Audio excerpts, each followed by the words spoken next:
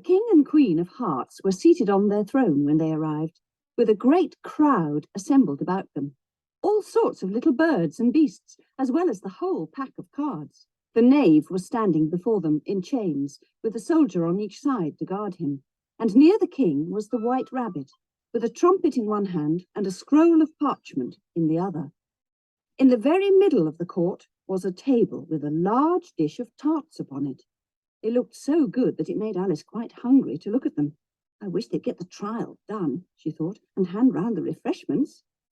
But there seemed to be no chance of this, so she began looking at everything about her to pass away the time. Alice had never been in a court of justice before, but she had read about them in books, and she was quite pleased to find that she knew the name of nearly everything there. That's the judge, she said to herself, because of his great wig. The judge, by the way, was the king, and as he wore his crown over the wig, he did not look at all comfortable, and it was certainly not becoming. And that's the jury box, thought Alice, and those 12 creatures. She was obliged to say creatures, you see, because some of them were animals and some were birds. I suppose they are the jurors. She said this last word 2 or 3 times over to herself, being rather proud of it, for she thought, and rightly too, that very few little girls of her age knew the meaning of it at all. However, jurymen would have done just as well. The 12 jurors were all writing very busily on slates. What are they doing? Alice whispered to the Gryphon. They can't have anything to put down yet before the trial's begun. They're putting down their names for fear they should forget them before the end of the trial. Stupid things, Alice began in a loud, indignant voice, but she stopped hastily, for the white rabbit cried out, Silence in the court! And the king put on his spectacles and looked anxiously round to make out who was talking. Alice could see, as well as if she were looking over their shoulders, that all the jurors were writing down stupid things on their slates, and she could even make out that one of them didn't know how to spell stupid, and that he had to ask his neighbour to tell him. A nice muddle their slates will be in before the trial's over, thought Alice. One of the jurors had a pencil that squeaked. This, of course, Alice could not stand, and she went round the court and got behind him, and very soon found an opportunity of taking it away. She did it so quickly that the poor little juror, it was Bill, the lizard, could not make out at all what had become of it. So after hunting all about for it, he was obliged to write with one finger for the rest of the day, and this was of very little use, as it left no mark on the slate. Herald, read the accusation, said the king. On this, the white rabbit blew 3 blasts on the trumpet, and then unrolled the parchment scroll and read as follows. Queen of Hearts, she made some tarts, all on a summer day. The knave of Hearts, he stole those tarts, and took them quite away. Consider your verdict, the king said to the jury. Not yet, not yet. The rabbit hastily interrupted. There's a great deal to come before that. Call the first witness, said the king, and the white rabbit blew 3 blasts on the trumpet and called out, First witness. The first witness was the Hatter. He came in with a teacup in one hand and a piece of bread and butter in the other. I beg pardon, Your Majesty, for bringing these in, but I hadn't quite finished my tea when I was sent for. You ought to have finished, said the king. When did you begin? The Hatter looked at the March Hare, who had followed him into the court, arm in arm with the Dormouse. 14th of March, I think it was, he said. 15th, said the March Hare. 16th, added the Dormouse. Write that down, the king said to the jury, and the jury eagerly wrote down all 3 dates on their slates and then added them up and reduced the answer to shillings and pence. Take off your hat, the king said to the Hatter. It isn't mine, said the Hatter. Stolen, the king exclaimed, turning to the jury, who instantly made a memorandum of the fact. I keep them to sell, the Hatter added as an explanation. I've none of my own, I'm a hatter. Here the queen put on her spectacles and began staring at the Hatter, who turned pale and fidgeted. Give your evidence, the king said. And don't be nervous, or I'll have you executed on the spot. This did not seem to encourage the witness at all. He kept shifting from one foot to the other, looking uneasily at the queen, and in his confusion he bit a large piece out of his teacup instead of the bread and butter. Just at this moment, Alice felt a very curious sensation, which puzzled her a good deal until she made out what it was.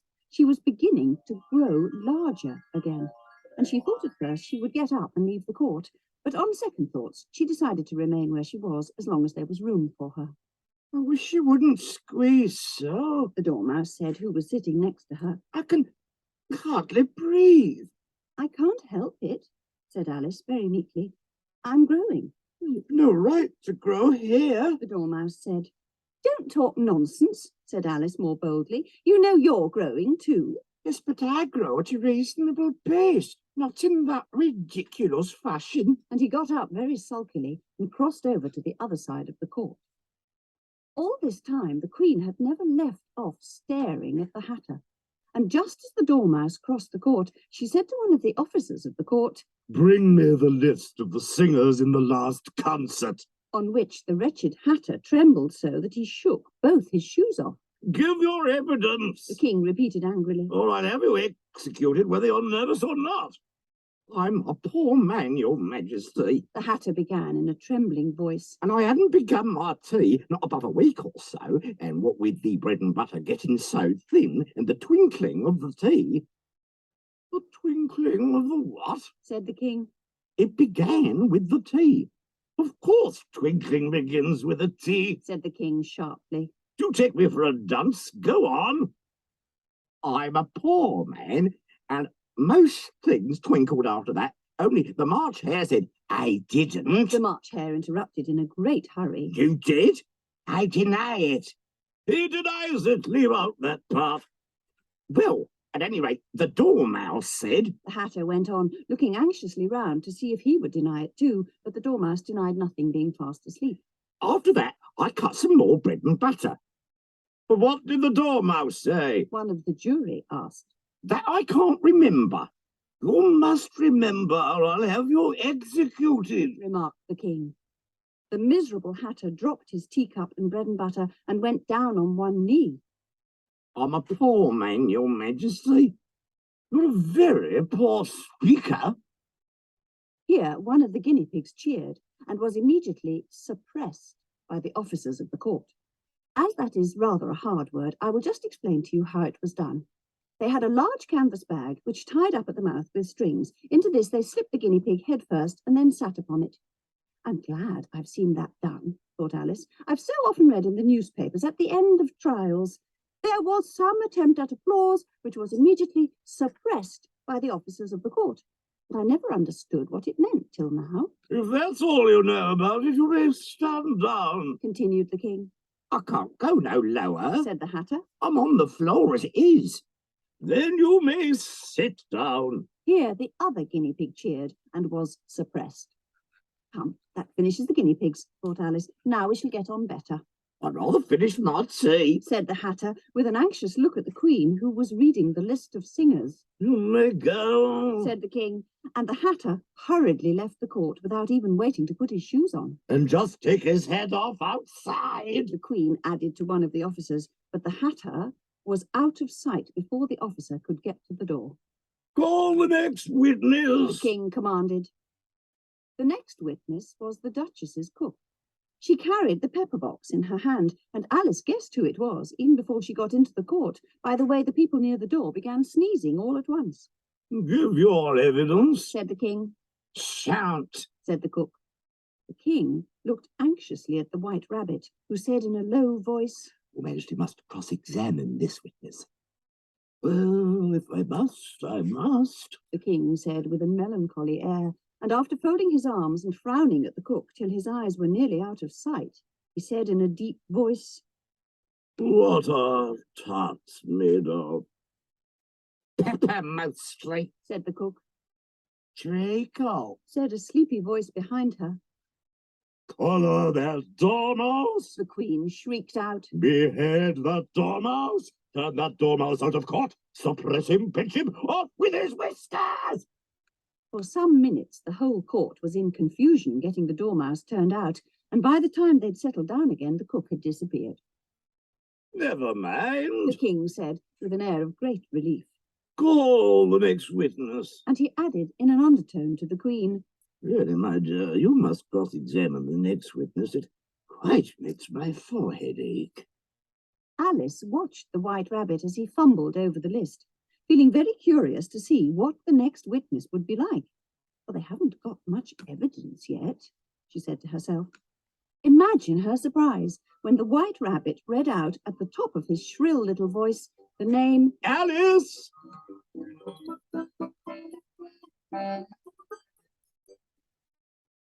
"Here!" cried Alice, quite forgetting in the flurry of the moment how large she had grown in the last few minutes. And she jumped up in such a hurry that she tipped over the jury box with the edge of her skirt, upsetting all the jurymen onto the heads of the crowd below. And there they lay, sprawling about, reminding her very much of a globe of goldfish she had accidentally upset the week before. "Oh, I beg your pardon," she exclaimed in a tone of great dismay, and began picking them up again as quickly as she could. For the accident of the goldfish kept running in her head, and she had a vague sort of idea that they must be collected at once and put back into the jury box, or they would die. The trial cannot proceed, The king said in a very grave voice. until all the jurymen are back in their proper places. All! He repeated with great emphasis, looking hard at Alice as he said so. Alice looked at the jury box and saw that in her haste she had put the lizard in head downwards, and the poor little thing was waving its tail about in a melancholy way, being quite unable to move. She soon got it out again and put it right. "Not that it signifies much," she said to herself. "I should think it would be quite as much use in the trial one way up as the other."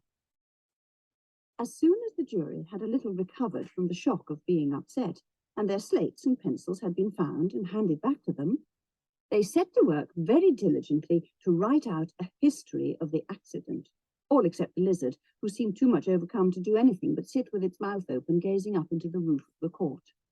What do you know about this business? The king said to Alice. "Nothing," said Alice. Nothing whatever. "Nothing whatever." That's very important. The king turned to the jury. They were just beginning to write this down on their slates when the White Rabbit interrupted. Unimportant, Your Majesty means, of course. He said in a very respectful tone, but frowning and making faces at him as he spoke. Unimportant, of course, I meant. The king hastily said, and went on to himself in an undertone. Important, unimportant, unimportant, important. As if he were trying which word sounded best. Some of the jury wrote it down important, and some unimportant. Alice could see this, as she was near enough to look over their slates, but it doesn't matter a bit, she thought to herself. At this moment, the king, who had been for some time busily writing in his notebook, called out, Silence! And then he read out from his book, Rule 42. All persons more than a mile high to leave the court. Everybody looked at Alice.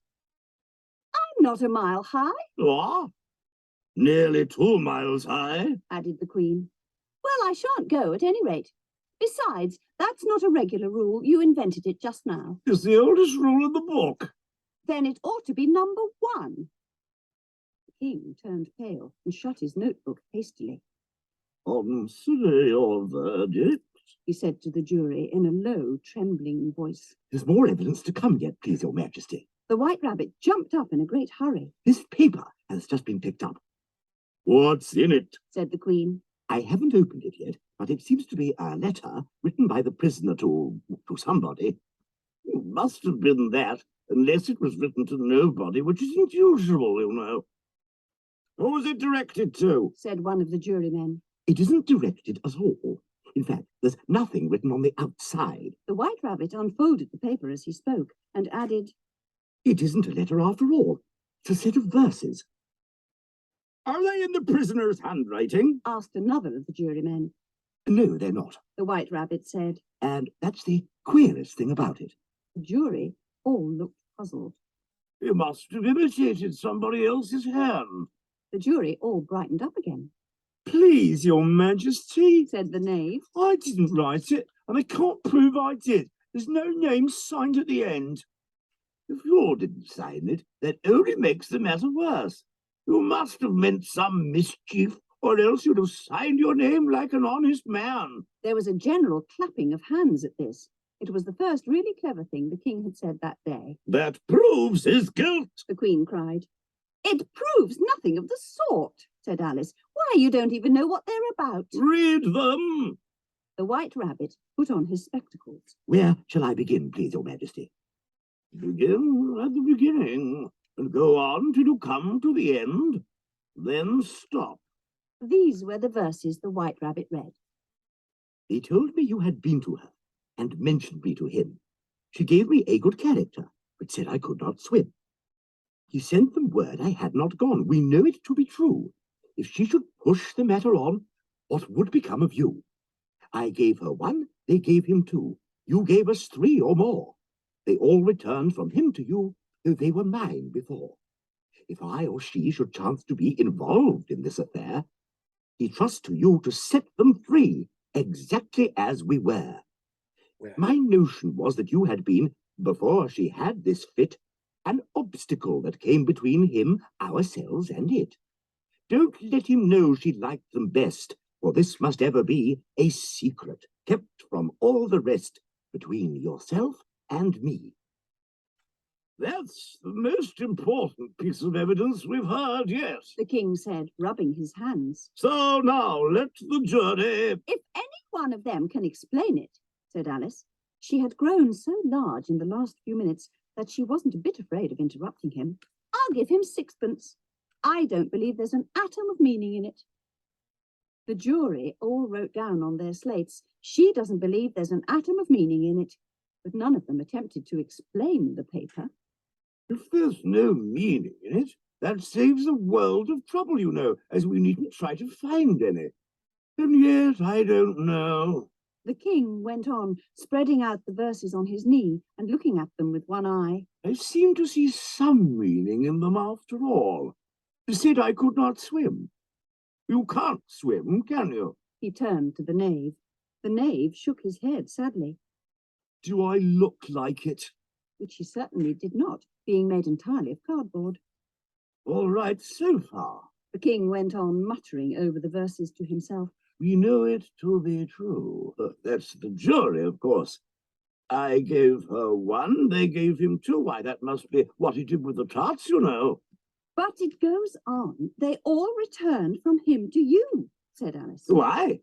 There they are. The king said triumphantly, pointing to the tarts on the table. Nothing can be clearer than that.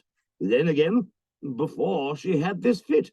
You never had fits, my dear, I think. The king turned to the queen. Never! The queen cried furiously, throwing an inkstand at the lizard as she spoke. The unfortunate little Bill had left off writing on his slate with one finger, as he found it made no mark. But he now hastily began again, using the ink that was trickling down his face as long as it lasted. Then the words don't fit you. The king looked round the court with a smile. There was a dead silence. It's a pun, The king added in an offended tone, and everybody laughed. Let the jury consider their verdict. The king said for about the 20th time that day. No, no. The queen cried. Sentence first, verdict afterwards. Stuff and nonsense, said Alice loudly. The idea of having the sentence first. Hold your tongue. The queen screamed, turning purple. I won't. Off with her head. The queen shouted at the top of her voice. Nobody moved. Who cares for you, said Alice. She'd grown to her full size by this time. You're nothing but a pack of cards.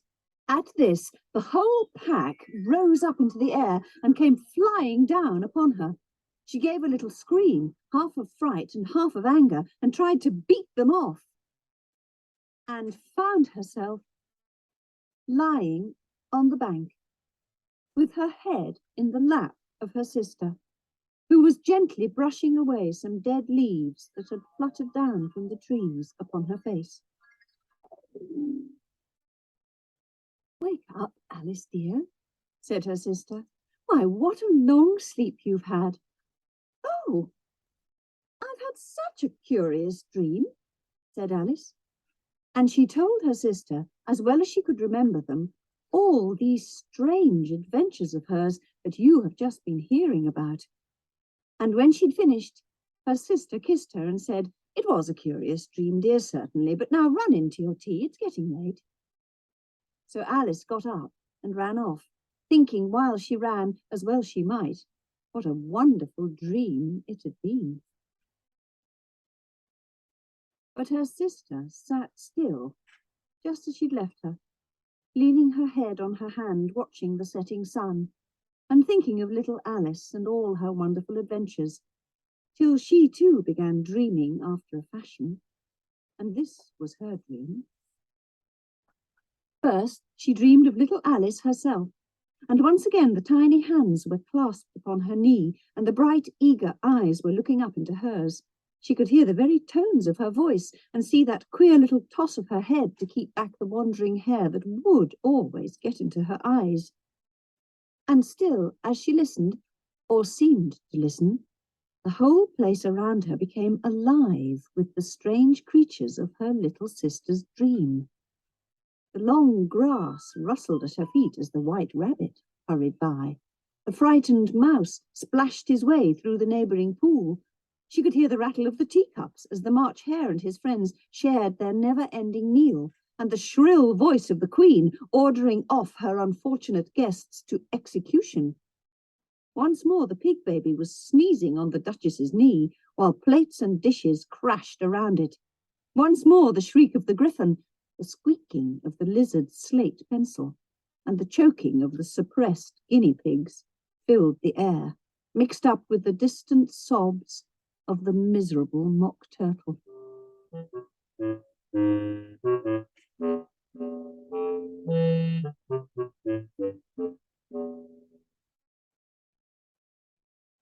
So she sat on, with closed eyes, and half believed herself in Wonderland, though she knew she had but to open them again, and all would change to dull reality. The grass would be only rustling in the wind, and the pool rippling to the waving of the reeds. The rattling teacups would change to tinkling sheep bells, and the Queen's shrill cries to the voice of the shepherd boy, and the sneeze of the baby, the shriek of the griffin, and all the other queer noises would change, she knew, to the confused clamour of the busy farmyard, while the lowing of the cattle in the distance would take the place of the mock turtle's heavy sobs.